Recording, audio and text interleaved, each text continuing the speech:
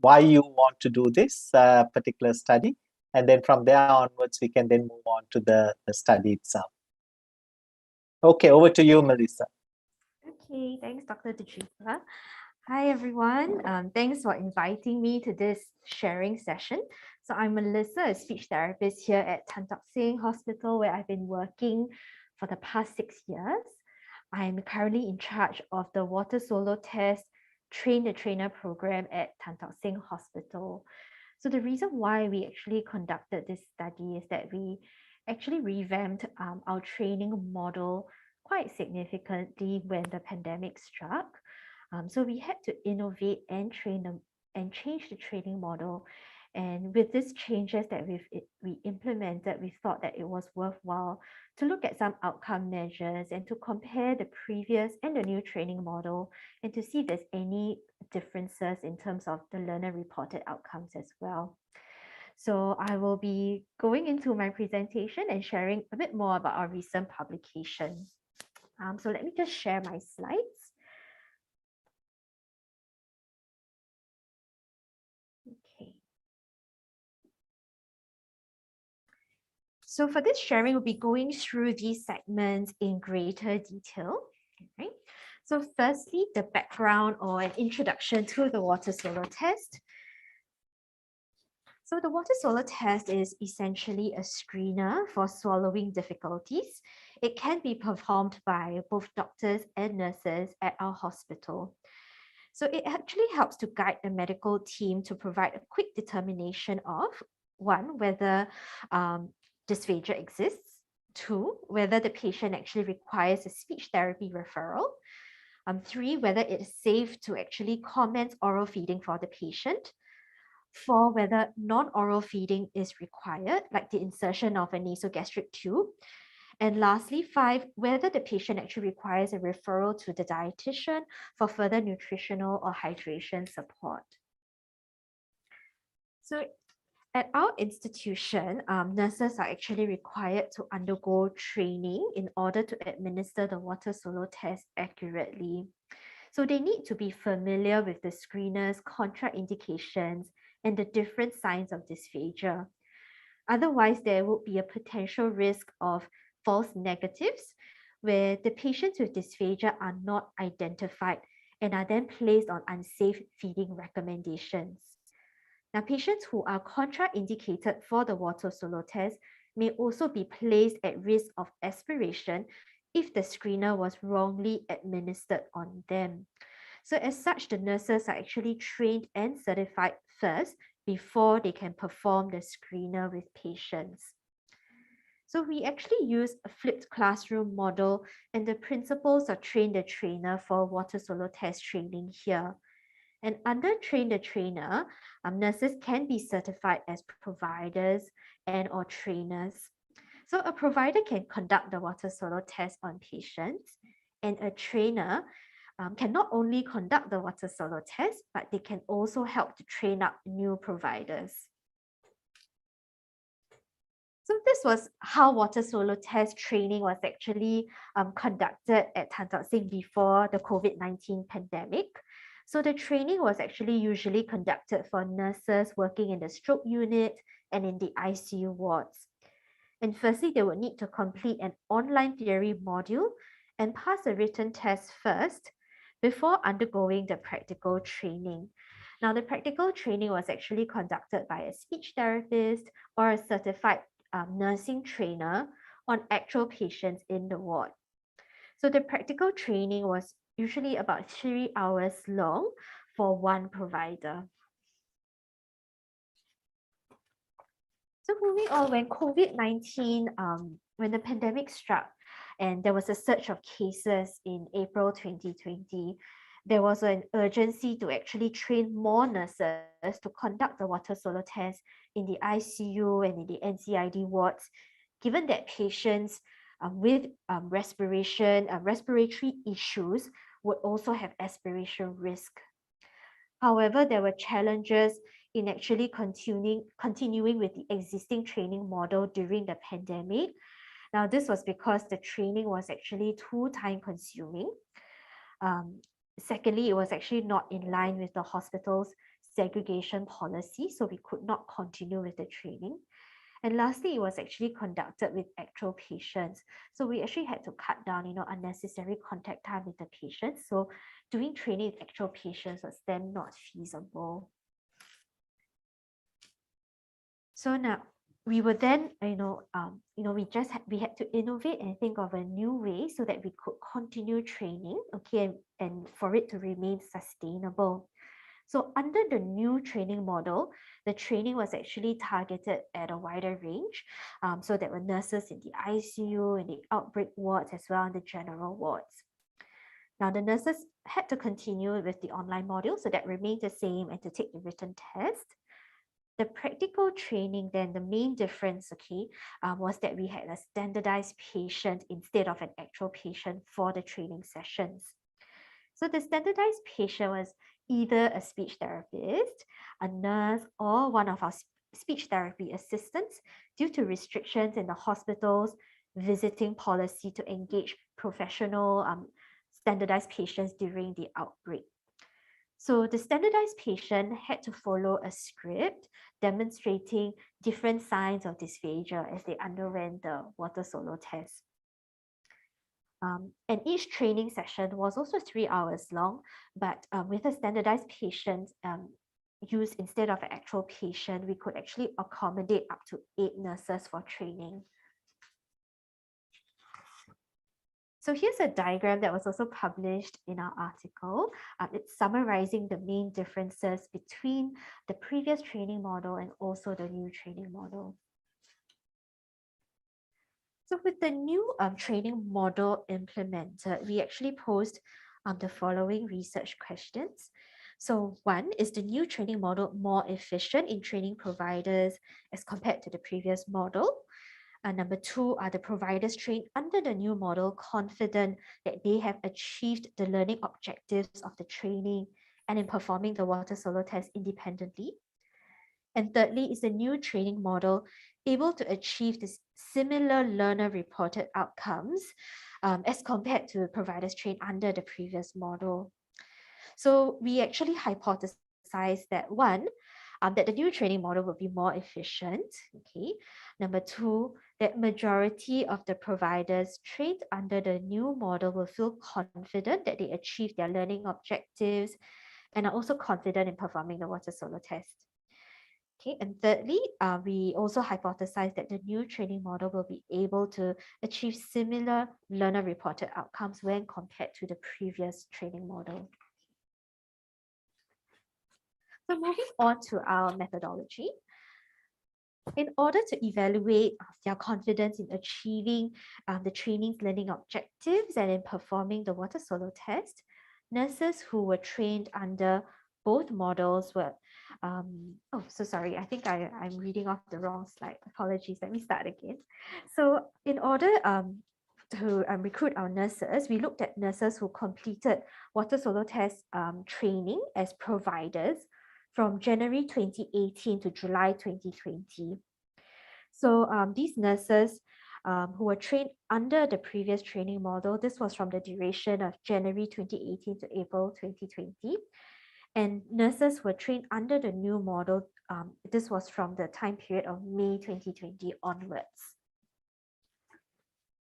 So in order to evaluate the efficiency in training nurses under both models, the nursing training records were actually assessed retrospectively to obtain the numbers and the dates of providers who completed their training. Right. So during the stated duration, during the total training hours under the previous model was actually computed based on the number of providers who completed training. So that's 3 hours per provider under the old model.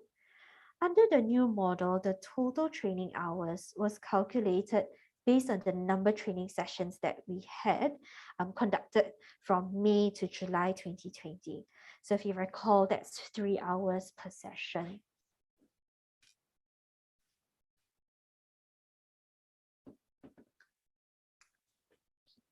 So in order to evaluate the provider's confidence in achieving the training's learning objectives and in performing the water solo test, providers trained under both models were actually invited to complete an anonymous course evaluation form after their training.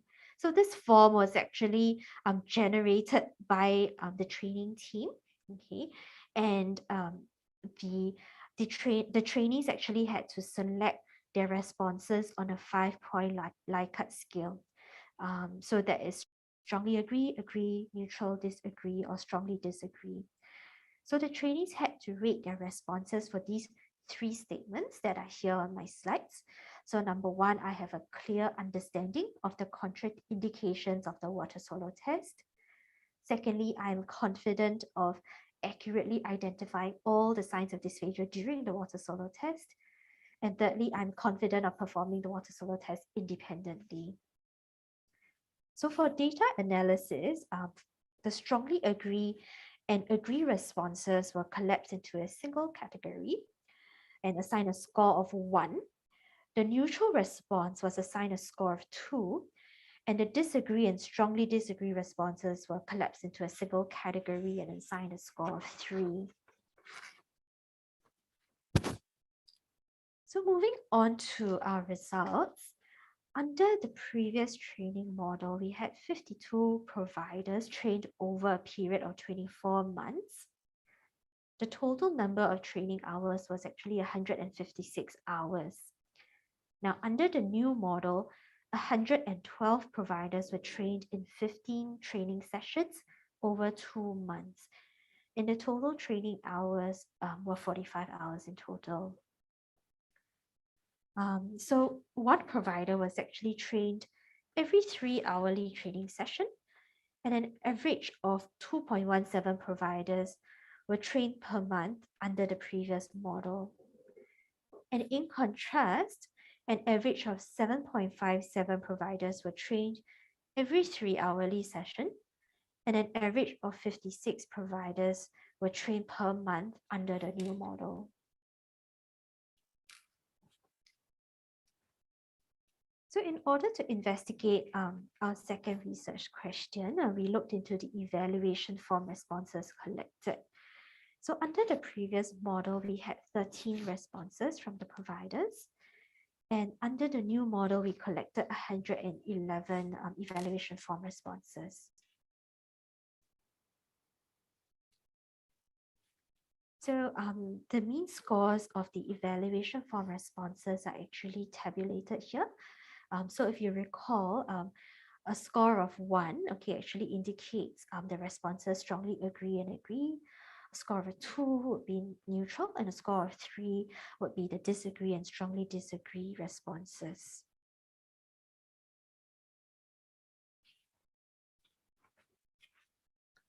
So for the third research question, where we're actually comparing the learner-reported outcomes under both training models, we conducted a Mann-Whitney U test, and the test results indicated that the differences in scores between the previous and the new training model for all 3 statements were actually not statistically different. So the p-value that we obtained was more than 0.05 for all 3 statements.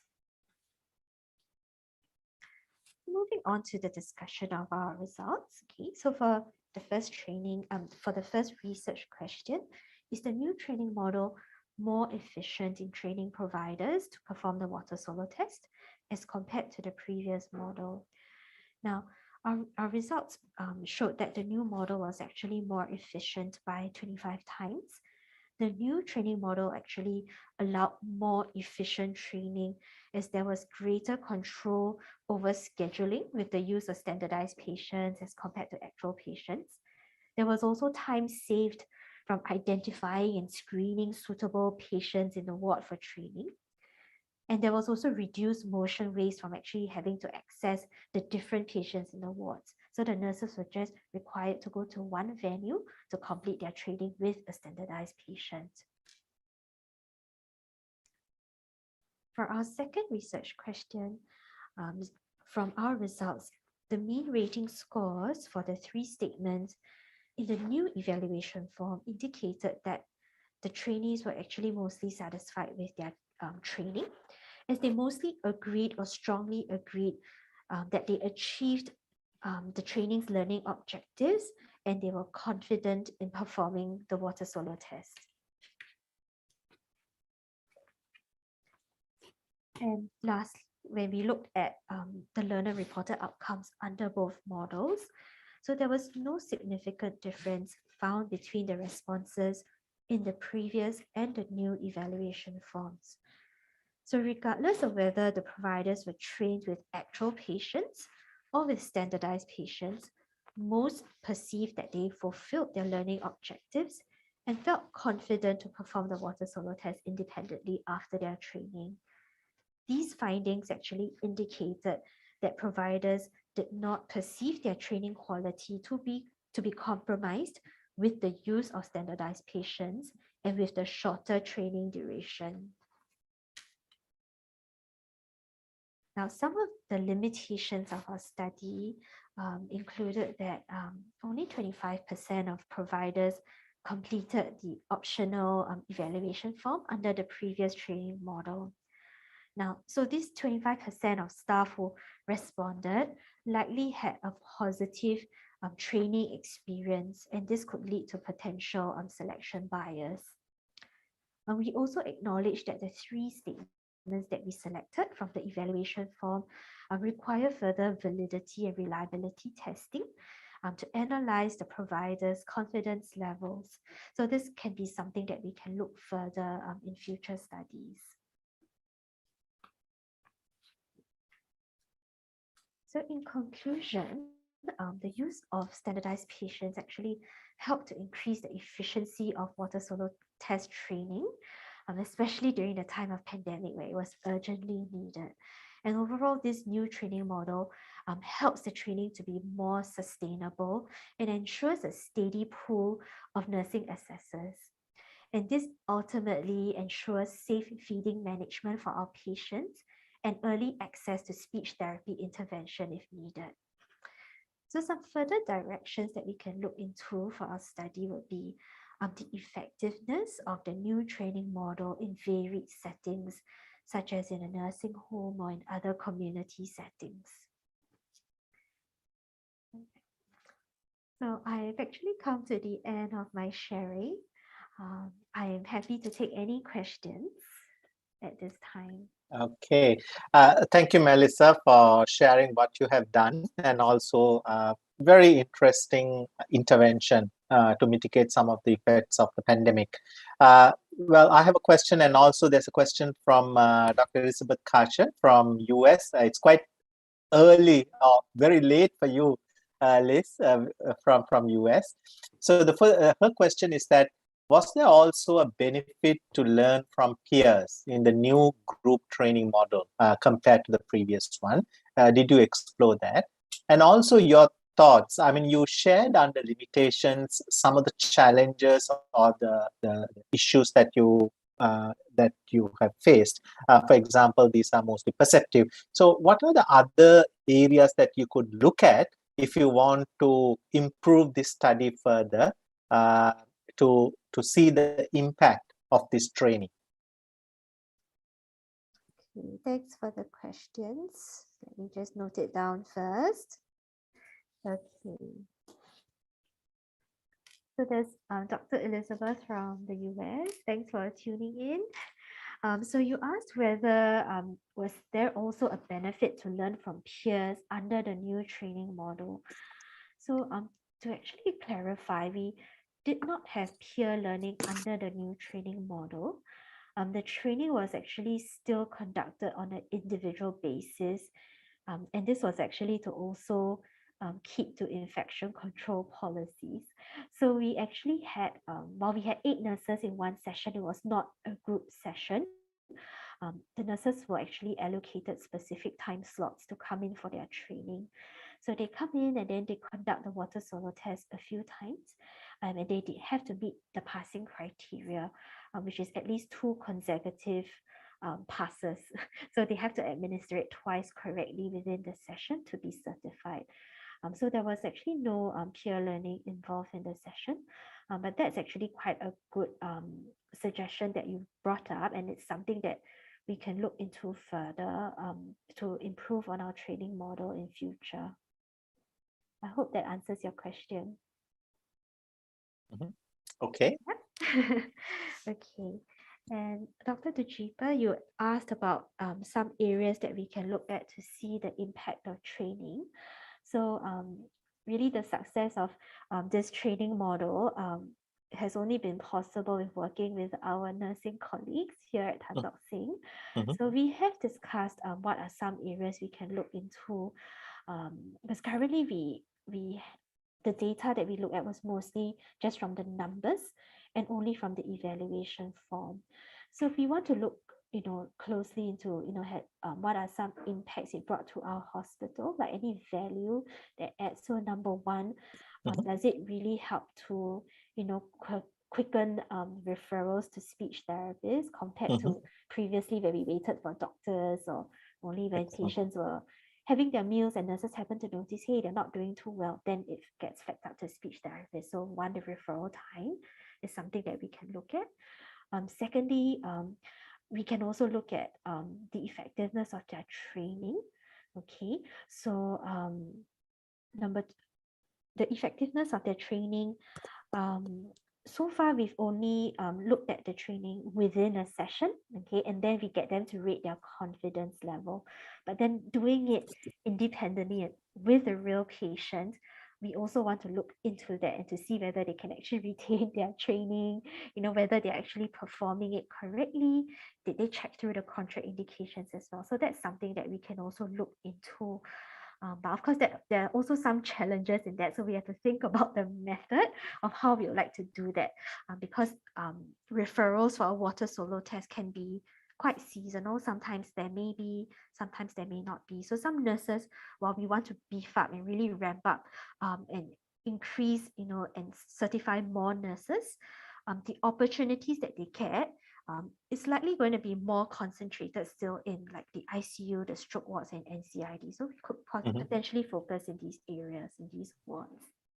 Yeah. Thanks, Melissa. Yes, absolutely. So I think a little bit of follow-up on how they actually have internalized it, and then they're using it in their own setting. And also the other area is that the cost-benefit ratio. It does not mean that it will be cheaper, but what's the cost benefit? Is it now more efficient, more higher returns on investment? So all those areas could be investigated. I think you have a kind of a very interesting project, and definitely a little bit more you can follow through afterwards. There's another question actually, where the question is that what theoretical basis did you use for your new training model? Okay.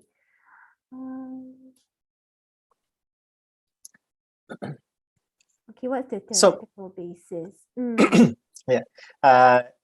Yeah. So probably I think one of the things is that when we design a new educational intervention, we actually try to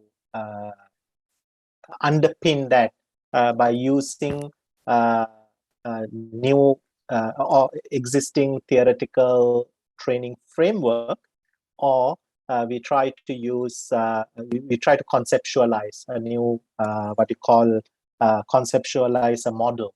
I think your one also look at certain areas, right? So I think your focus is on autonomy, competence development through a supportive climate. Then I think relatedness of supportive climate. All these things under the intervention fidelity conceptual model fits in very well.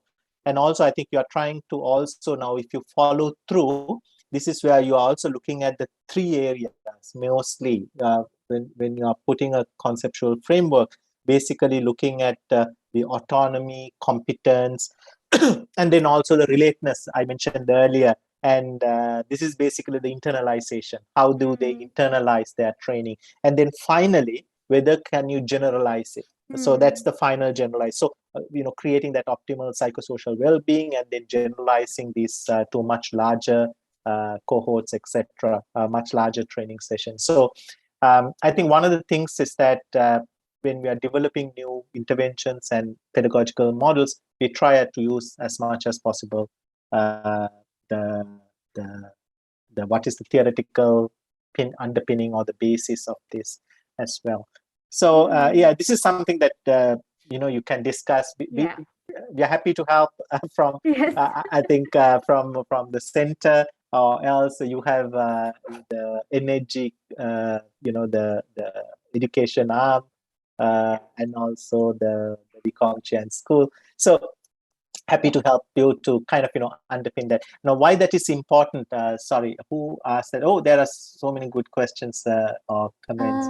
Okay. I think from Said. I think what mentioned is that if you're going to publish this, or if you're going to go for a good publication, then you need to show that your thing is underpinned, and that also allows you to evaluate the impact and effectiveness much more rigorously. So that's the reason why a theoretical model is important. Okay, that's a very good point. Thank you for going through that. Most welcome. So it's a Miller's pyramid on how okay, so you can use the Miller's pyramid, but Miller's pyramid is basically focusing on assessment tools. We can have a discussion something later. We'll have a nice discussion over this. But excellent work. Thank you for sharing your work, Melissa. And we do wish you to a more in-depth study, and we do wish all the best and success in your new intervention as well. Thank you very much. Okay, so now we will focus on the second study. May I now invite Wilson? Now, before coming on, Wilson, before sharing, can you let us know a little bit about yourself?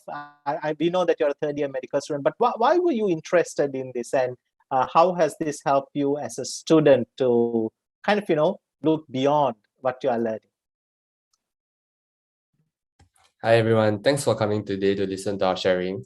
I'm Wilson. I'm just a third-year medical student, and I'm just sharing my 2 cents worth today. Why am I interested in this? I think it's mainly from the spate of news on racism and also like all the anti-racism protests that broke out last year.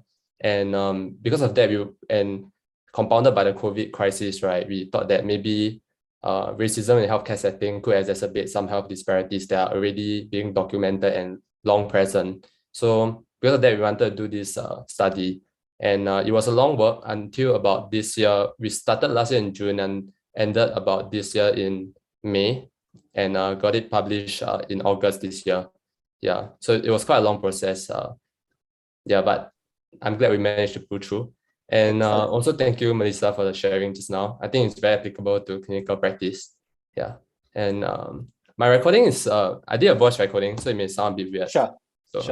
Okay, we'll listen to the recording and then we'll come back to you for any questions afterwards. Thanks, Wilson.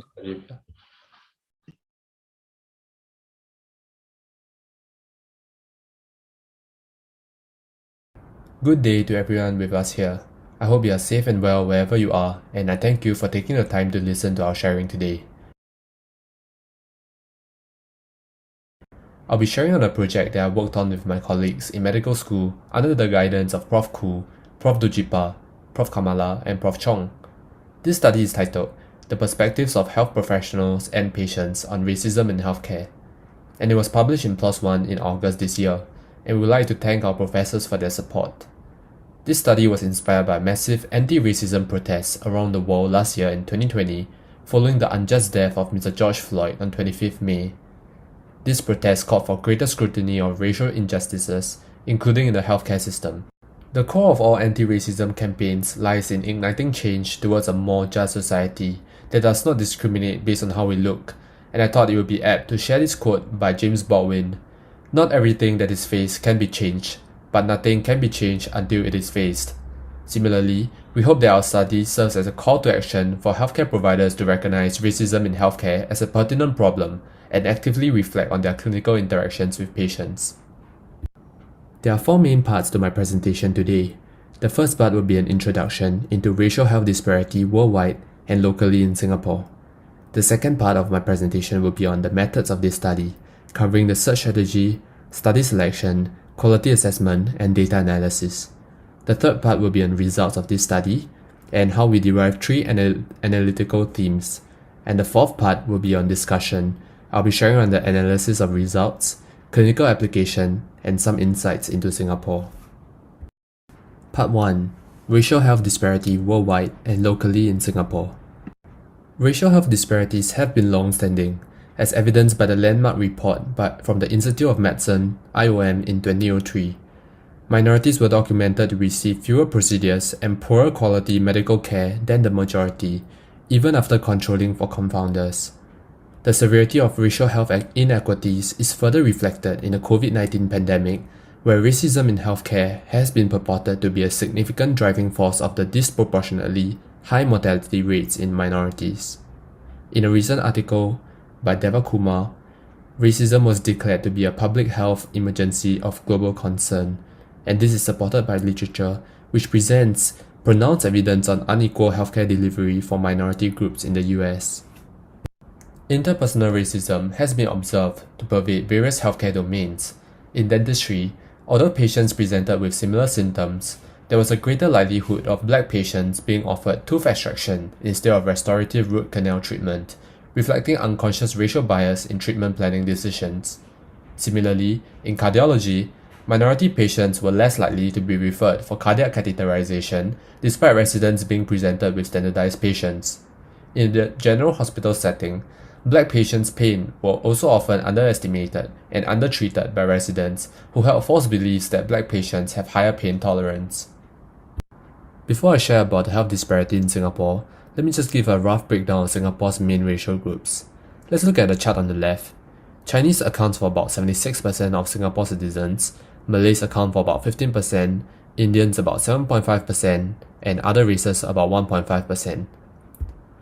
Looking at the chart on the right, the previously mentioned breakdown accounts for 3.5 million, which are the Singapore citizens, and there is also about 2 million of non-residents and permanent residents, and these are residents of various races.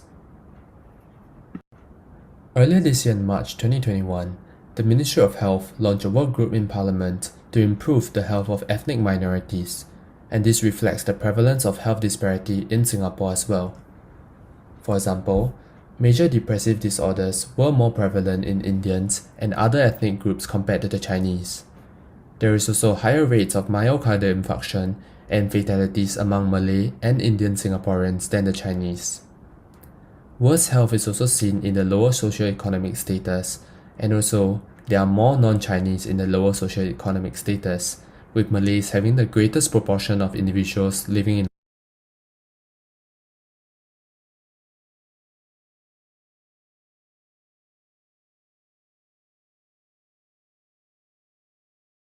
one and two-room HDB apartments. This suggests the role of SES at play in creating health disparity. However, even though there are other social determinants of health, can we truly claim that healthcare is free of racism when our society is still plagued with viral acts of racism from time to time? Part 2. I'll be going through the methods of this study, which includes a search strategy, study selection, quality assessment, and data analysis. Regarding the search strategy, this systematic review was conducted in accordance to the PRISMA statement and NTRAC. 4 electronic databases were systematically searched from inception till 25th June 2020. Articles deemed potentially relevant underwent a title and abstract sieve, followed by a full text review for inclusion by 2 independent authors. Next, on study selection, there are 3 inclusion criteria. The first one is that the studies must be of a qualitative or mixed methods methodology. Secondly, there must be perceptions of racial bias or racial blindness from patient or provider perspectives. Thirdly, studies must be related to racial health disparity in the healthcare setting.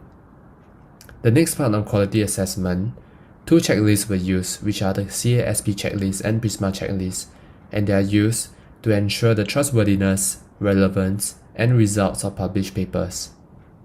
Lastly, on data analysis, we followed the Thomas and Harden framework, which comprises 3 stages of detailed synthesis: line-by-line coding of the primary text, construction of descriptive themes, and development of analytical themes. Part 3. I'll be going through the results of our study, but before that, I'll be going through some general findings.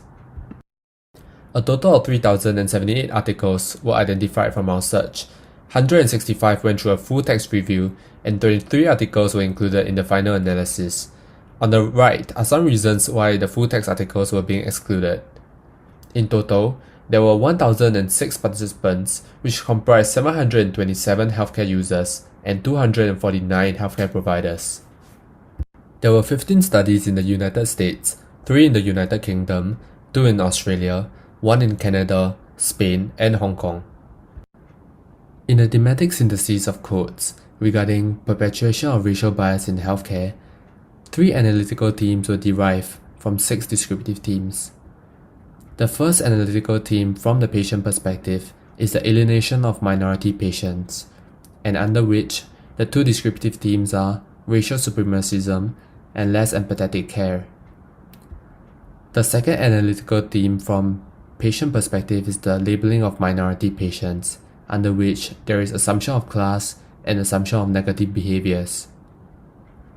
There is one analytical theme from the provider perspective, which is perpetuation of racial fault lines by providers, under which there is differential treatment towards minority patients and shifting the blame onto minority patients. I was feeling like he was trying to belittle me and my intellect, says a minority patient in the US. The first analytical theme from the patient perspective is alienation of minority patients, under the descriptive theme of racial supremacism. Minority patients reported that they were often stereotyped to be of lower intelligence, elaborating on how providers doubted their ability to understand information and did not provide sufficient information regarding their treatment, leaving them feeling uninformed. Minority patients felt that their intellect was belittled when providers spoke to them in an overly simplified manner or forced views upon them. Additionally, they echoed the sentiment that healthcare providers were condescending towards them. This perception arose due to raised voices, curt tone, and dismissive mannerisms when healthcare providers attended to the minority patients. In areas where the white community is the majority, minority patients further observed that healthcare providers were significantly more polite towards white patients, but were more disrespectful towards them. Minority patients were also subjected to overt racism from providers in the form of rude facial expressions, reluctance to make skin contact during medical examination, avoidance of eye contact, and cold body language. This resulted in feelings of being belittled, hated, or embarrassed. They feel that nurses do not want to bother with them. They are not wanted. They feel that nurses are not liking them. Sometimes, what nurses do is not obvious, but it is underhand. Those patients who cannot speak English get into trouble, and they get a bit bullied as well, says a Pakistani patient in the UK. Under the first analytical theme of alienation of minority patients, there is another descriptive theme of less empathetic care being received by minority patients. Minority patients reported that providers ignored or rushed them during their clinical interactions. Some patients further stated that they received less priority and were unfairly skipped over by patients of perceived privileged races. Likewise, other minority patients felt that they were treated more harshly, with accounts of rough physical treatment from healthcare providers. While healthcare providers engaged with patients from the majority community with cheerful and sociable conversations, their dispositions often became more formal or hostile when interacting with minority patients. I'm supposed to look like I got some money, cause if a black person come in there dirty or looking ragged, then that is the kind of treatment. You looking poor and raggedy, then you're gonna get some raggedy treatment, says a black patient in the US. The second analytical theme from the minority patient perspective is labeling of minority patients, under which there is a descriptive theme of assumption of class. Most minority patients record being stereotyped as having low socioeconomic status, less educated, having poor living conditions, or needing financial support. They also recounted being judged more harshly for their appearance and felt compelled to dress well for better treatment. They felt that providers assumed they were unable to afford medical services and consequently gave half-hearted medical treatments, such as not offering the full range of treatment options. On the other hand, there was a small number of patients who did not perceive racial discrimination in their clinical encounters. They felt that providers focused on treating their illnesses without taking into account their skin color. Most of these patients were Iranian immigrants of higher socioeconomic status, suggesting the role of SES in affecting perceptions of racism.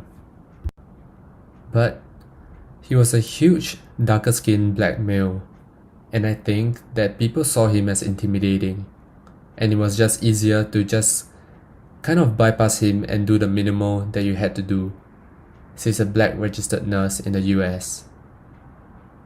Under the second analytical theme of labeling of minority patients, there is a second descriptive theme of assumption of negative behaviors.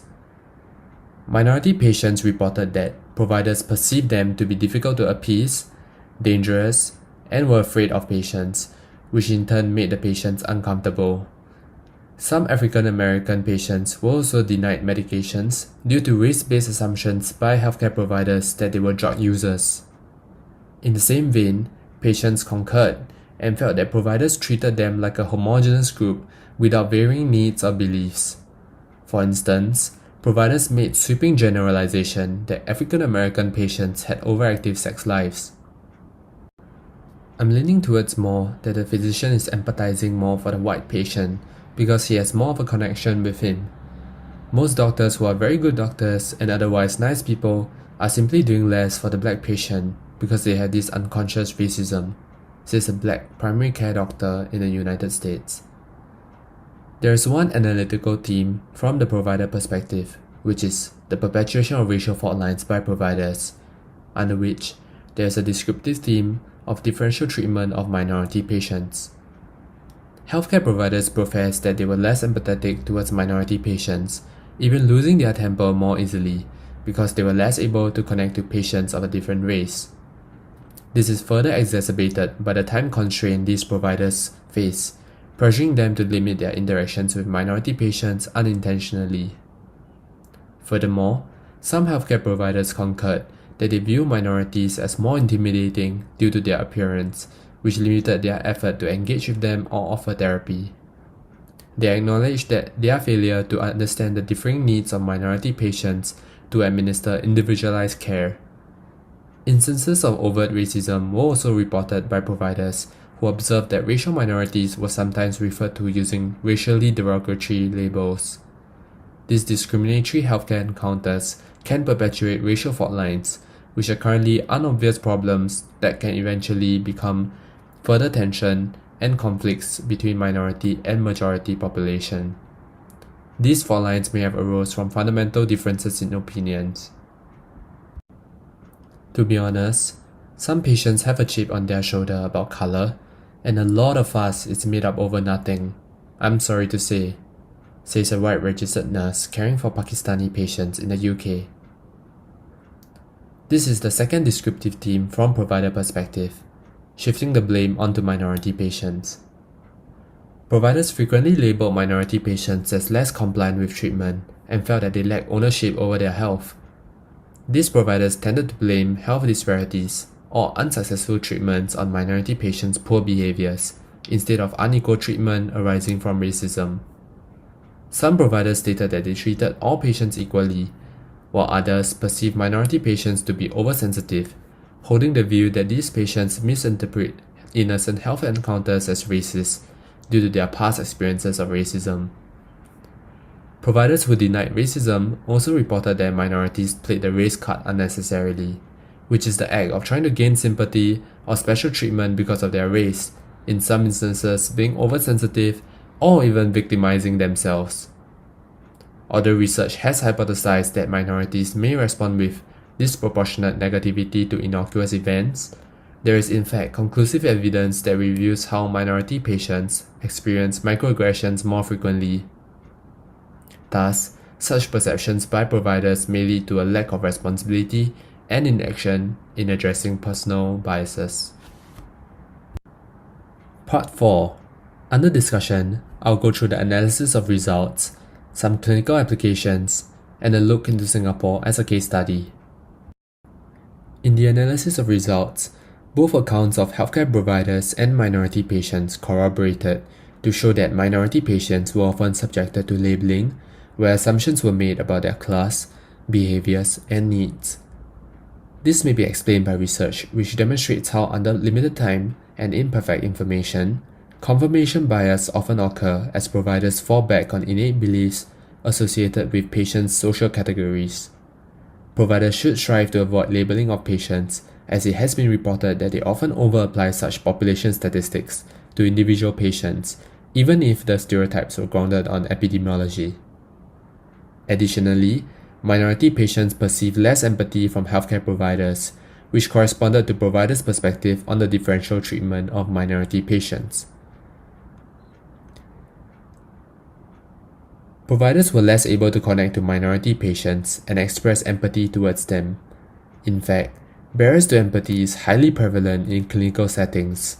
General practitioners claim that protocol-driven care impedes genuineness in communication, and time pressure hinders communication as well. For instance, the heavier workload in emergency departments can cause high-tension situations, which reduce empathetic abilities of healthcare providers. Providers should endeavor to communicate empathy and interact more deeply with minority patients, which has been shown to benefit patient health and is part of an evidence-based practice. Minority patients may also receive inadequate medical treatment due to being excluded from certain therapies or due to poor communication and service from healthcare providers. Systematic reviews have also shown that providers' innate prejudices often result in lower quality of care for racial minorities. Perceived racism has been found to affect mental and physical health negatively, while breeding mistrust in minority patients who may respond by not complying to treatment plans. This may eventually translate into worse health outcomes, reinforcing providers' perception of them being less responsible for their health, which perpetuates a vicious cycle. With a shift towards inclusivity, we have documented several intervention programs implemented by various countries, and among which the more effective programs seem to have incorporated biased curriculum early into medical education and training. There is also a promotion of interracial understanding through dialogue sessions and feedback channels for minority patients. Reflecting on the findings of our study, I realized that providers should actively perform self-reflection as objectively as possible beyond implicit bias assessments such as the implicit association test. The action of observing and analyzing oneself can promote increased cognition of biased behaviors and is an important first step. Firstly, providers must recognize that racism is a pertinent problem in healthcare. Secondly, providers need to actively reflect on how their actions can affect emotions and care of minority patients. Thirdly, providers should be mindful of one's physical and verbal communication and whether they label minority patients. Lastly, providers should be sensitive towards seemingly innocent situations where misunderstandings can arise. These 4 steps can be easily remembered by the term RAMS. In 1969, after a series of deadly racial riots broke out between Malays and Chinese in Singapore, governmental efforts to build a harmonious, multiracial society were increased. Measures implemented included racial integration through conscription, racial quotas for housing estates, educations to promote meritocracy by offering equal opportunities for all races, and ensuring that minority races are represented in the government through the group representation constituencies. Beyond anti-racism measures, governmental policies address larger racial disparities in the form of education and housing. These are factors which can exacerbate discrimination. The collective awareness of the fragility of racial harmony serve as a significant driver in making multiculturalism a core tenet of the nation's social fabric.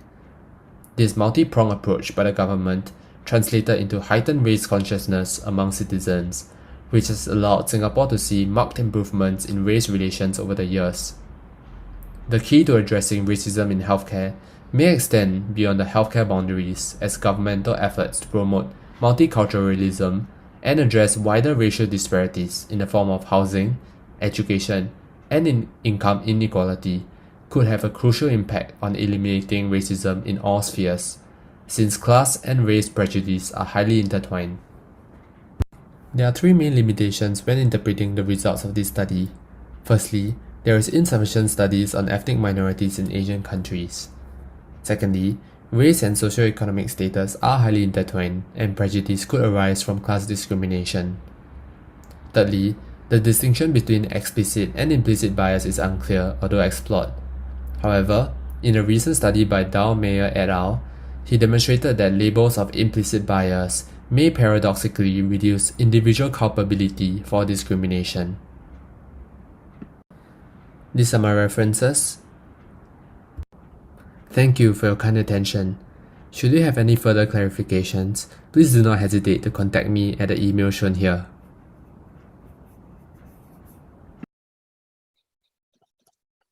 Thank you, Wilson. I'm always it's very inspired by our medical students and what they do and how they engage themselves. So let me see whether there are any questions. There's a comment from Dr. Said again. Excellent work by medical students. This reflects the reality and the truth of civilization. So I have a question actually now. Also, helping out in this work as well. My question now, Wilson, is that you have nicely laid out all the things that, evidence-based, what needs to be done, incorporating it into the curriculum, having those dialogues, having those discussions and discourses with the providers, and making them aware, which are very, very important.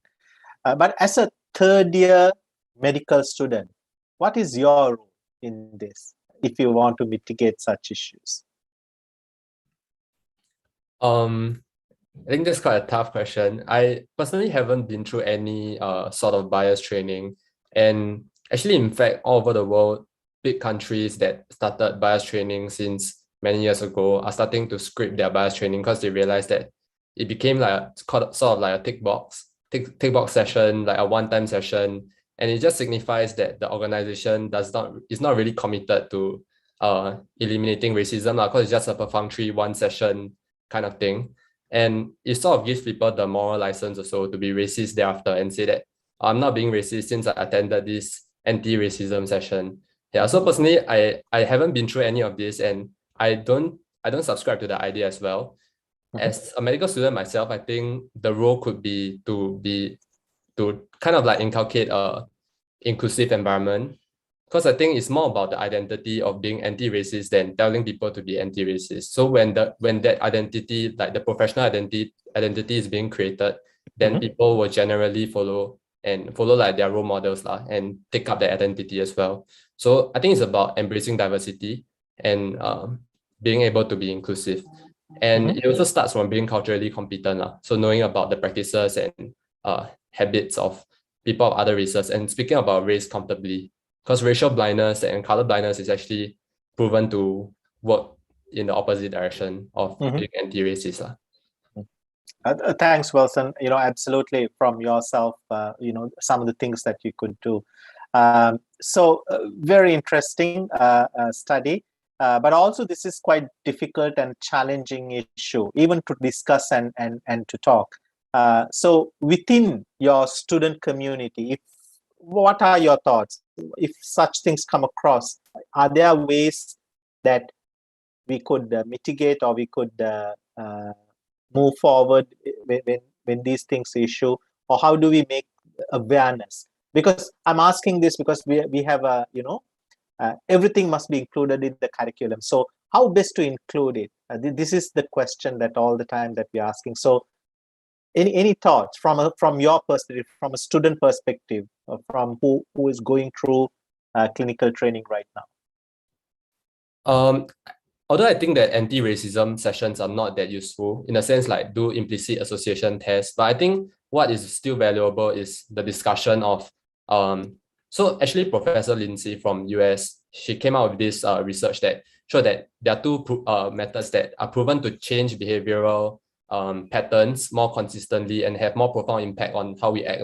And these are number one, perspective taking. So basically, you just imagine yourself in the shoe of minority patients, and it can kind of be done because everyone has more or less been in a situation where you felt excluded. So you just imagine yourself being excluded on a more consistent basis and in every area. Yeah, so that's basically you try to put yourself in the shoes of minority patients, and that will more often make you motivated to be more empathetic. Yeah, and the second method that's kind of like proven to be more effective is goal setting. So kind of like saying, if you encounter this situation where your friend is being met with racist comments, what are you going to do? Then you're gonna stand up for him and like basically outline the steps that you're gonna take, and that sort of like commits you to the action. Yeah, and Absolutely. it's able to change behaviors better. Excellent. Thank you very much, Wilson, for sharing your thoughts and your work as well. This is really important, and I think that's very important. Especially creating that kind of space within the curriculum, especially in the clinical curriculum, for these discussions to happen. There's also very interesting work done by on clinical reasoning development of clinical reasoning by Hank Schmidt and co-workers. Recently, they have looked at not only the racism part, but also the socio-cultural aspects. Different socio-economic strata of the same race, and what they have shown is that the clinical reasoning is slightly different when it comes to different, even the social status. So it's a very important but complicated area, and I think a lot more needs to be done in this area, especially in the training of our next generation of doctors and practitioners. Okay, I think we have come to the end of our session. Very interesting comments as well as questions. So first of all, I want to thank the two speakers for the two excellent presentations today. Yes, this will be recorded. The recordings will be available after getting permission from the presenters, and then you can access that through our SenMed Scholar portal. And also, I want to thank everyone for their very active participation today, and especially those who are joining us from US, UK, and from overseas. Sometimes it is very early in the morning, I think 1 o'clock from US times as well. Just before we go, so this will be the last Prime session for the year, because we don't usually have one in December, and we hope to see you in next year in 2022. So with that, thank you very much and have a good day. Thank you, everybody. Bye-bye.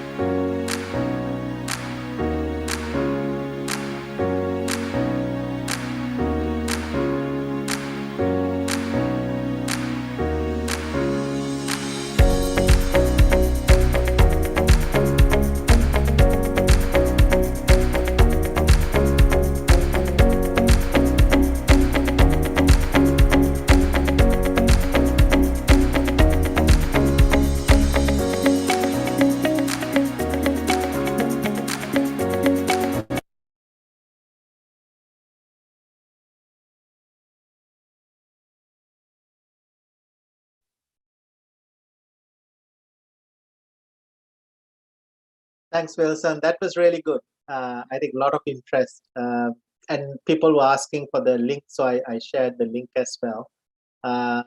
This is something that we can explore also, but probably, once things settle down a bit for your clinical training, I will discuss with you what are some of the other things that we can do with regard to